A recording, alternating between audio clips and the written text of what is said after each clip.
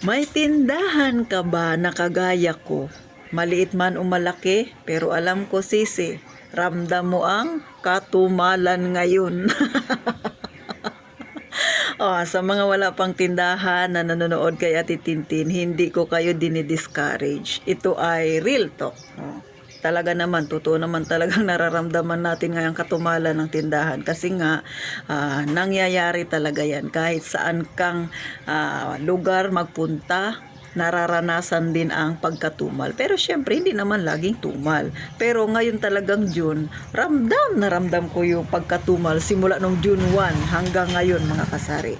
So, ano ba yung mga pwedeng gawin ng isang may tindahan para kahit matumal ay kumita pa rin siya? Kahit papano maging maayos pa rin yung kita niya mga kasari. Kumbaga, mababa man, pero sikapin nating makabenta pa rin.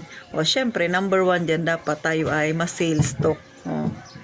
Kasi nga, kung hayaan mo lang si customer na pumunta sa'yo, tapos bumili siya, dapat marunong kang mag-alok ng paninda. So, example dyan mga kasari, yung customer ko kanina, bumili ng Milo, sabi niya, yung single daw ang bibilihin niya. Isang piraso, kung isang piraso 12, sabi niya dalawa, di 24, sabi ko. Ngayon, dahil mas-sales stock si Ate Tintin, mayroon akong Milo na twin pack, napaka-slow moving talaga mga kasari. So, nag-aalala ako baka abutan na expiration. Kaya sabi ko sa kanya, baka gusto mong bumili ng twin pack. Mas mura siya ng kaunti, makakatipid ka ng 2 pesos. So, nag-isip si customer. Sabi niya, yung dalawang single daw ay 24 na, ay yung twin pack ay 22. So, mga kasari, dahil ayoko lang na masira yung aking paninda, abutan ng birthday.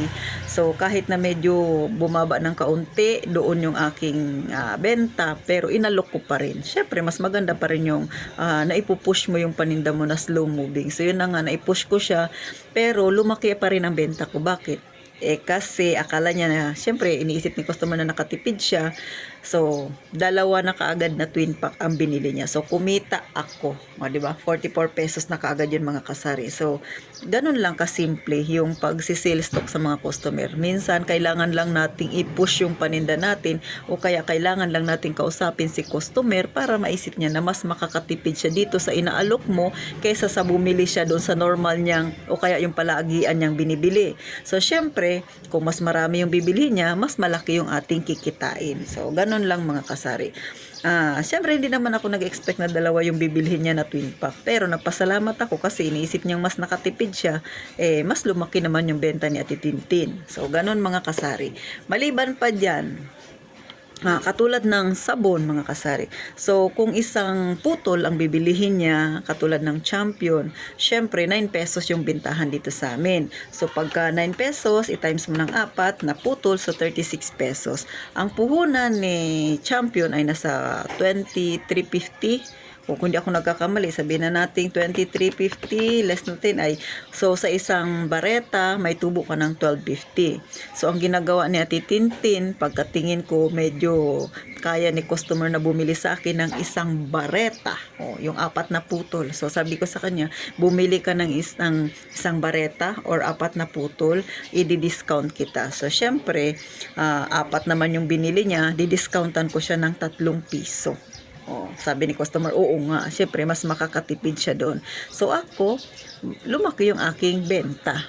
Bagamat hindi naman ganun kalaki yung kita ko, pero at least naging fast moving yung item ko. Ganun po sa mga sabon, ganyan na ginagawa ko para mabilis mabenta mga kasari. Mag-discount din tayo minsan sa mga customer natin.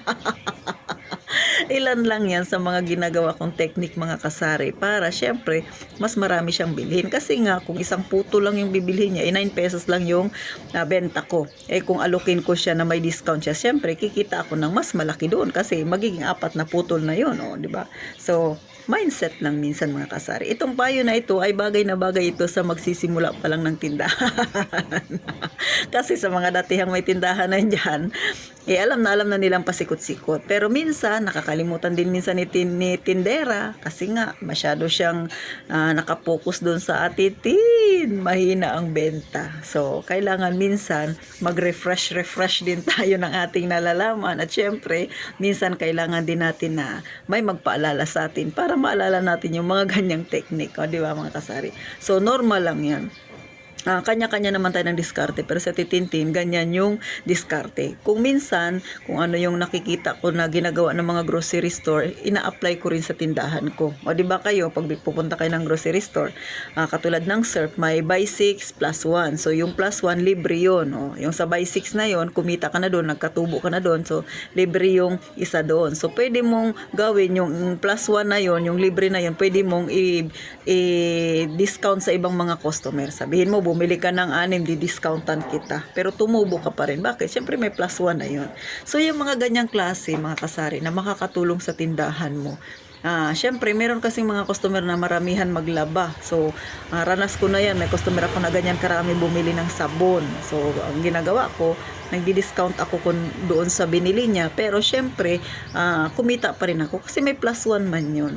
Ganun lang kasimple, mga kasari. Ito ay simpleng kwentuhan, pero sana kahit paano magkaroon kayo ng idea kasi nga talagang sobrang tumal ngayon, mga kasari. So, sa mga bata naman, kadalasan may mga candy ako na tag 2 piso. Madalas 5 piso yung bit-bit niya.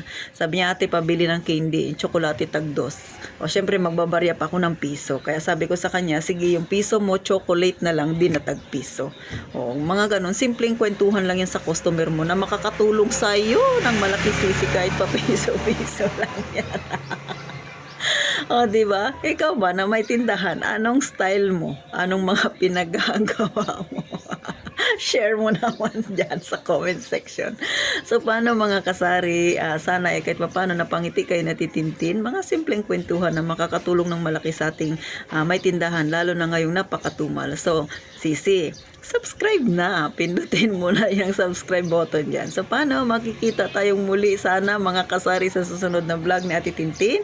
At sana mag-iingat tayong lahat palagi mga kasari.